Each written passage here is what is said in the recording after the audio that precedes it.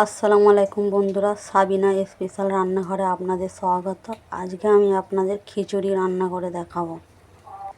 খিচুড়ির জন্য আমি কি কি নিয়েছি দেখো। এখানে মশলা নিয়ে নিয়েছি, আদা রসুনের পেস্ট, পেঁয়াজ, মাংস, ডাল, চাল, আলু।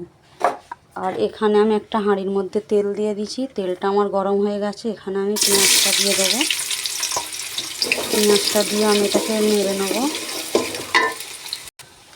আমি এখানে একটু বিরিয়ানির মশলা, কয়েকটা এলাচ, লং নিয়ে নিচ্ছি আর একটু দারচিনি নিয়ে নিচ্ছি।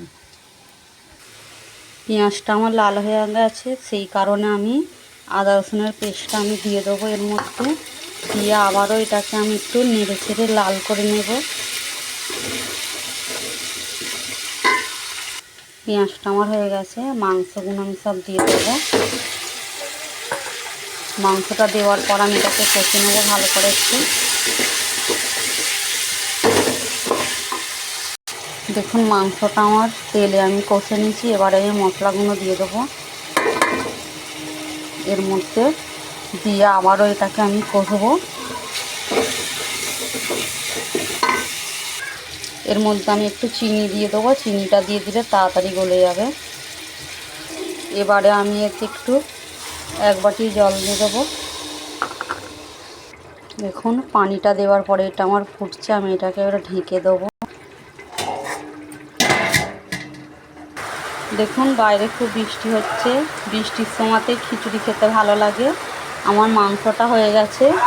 এবারে আমি এর মধ্যে আমি আলুটা দিয়ে দেবো। আলুটা দিয়ে দেওয়ার পরে দেখুন আলুটা আমি দিয়ে দিচ্ছি। এর মধ্যে আমি একটু জাফরান দিয়ে দেবো। রঙটা দিলে ভালো হয়, পরিমাপের মতন আমি রঙটা দিয়ে দেবো, কেন আমি চালটাও এর মধ্যেই দেব। এবারে এর মধ্যে আমি চালটা দিয়ে দেবো। খুবই বৃষ্টি হচ্ছে বাইরে, কিছু শোনা যাচ্ছে না। আমি কিন্তু মাংস, আলু আর চালটাকে আমি ভালোভাবে আমি কষে নিচ্ছি, দেখতেই পাচ্ছেন। আমি এটা কষে নেবার পরে এবারে আমি এতে আমি পানি দিয়ে দেবো পরিমাপের মতন। আমি কিন্তু ফেটে রাখা এলাচ, লং আর দারচিনিটা এর মধ্যে দিয়ে দিচ্ছি। আমি এতে পানিটা দিয়ে দিচ্ছি। এবার আমি এটাকে ঢেকে দেবো। এটা আমার হয়ে এসছে, ওই জন্য আমি বিরিয়ানির মশলাটা এতে দিয়ে দিচ্ছি। দিয়ে দিলে ফ্লেভারটা খুব ভালো আছে। আর বাইরে দেখতেই পাচ্ছেন প্রচণ্ড পরিমাণে বৃষ্টি হচ্ছে।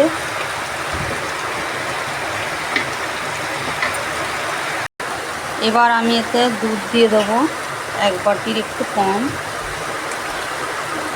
দুধটা দিলে বেশ ভালো স্বাদটা আসে। দেখুন এবারে আমি 1 বাটি যে ডালটা রেখেছিলাম এর মধ্যে দিয়ে দেবো।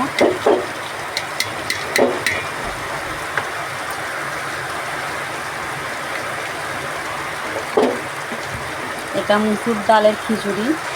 দেখুন খিচুড়িটা আমার হয়ে গেছে। আমি এর ঘিটা দিয়ে দেবো, পুরোটা সবই 50 গ্রাম ঘি এতে আমি দিয়ে দিচ্ছি। বাইরে প্রচণ্ড বৃষ্টি হচ্ছে, পুরো আঁধার হয়ে গেছে। খিচুড়িটা আমার পুরো কমপ্লিট হয়ে গেছে। দেখুন কত সুন্দর হয়েছে। আপনারাও এরকম বাড়িতে বানিয়ে খাবেন। আমি আর একটা নতুন ভিডিও নিয়ে আসবো। খোদা হাফেজ।